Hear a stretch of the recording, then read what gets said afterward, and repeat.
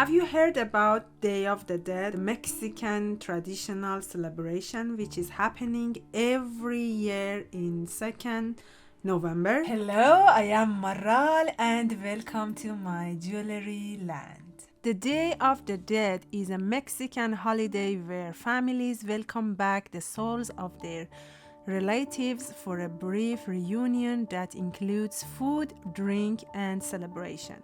People set up a candlelight altar in their homes so spirits can find their way back to their relatives. Items that were important for them when they were alive are placed on their altar as well. Then it's off to the graveyard for a big party. And don't forget the skeletons during Day of the Dead.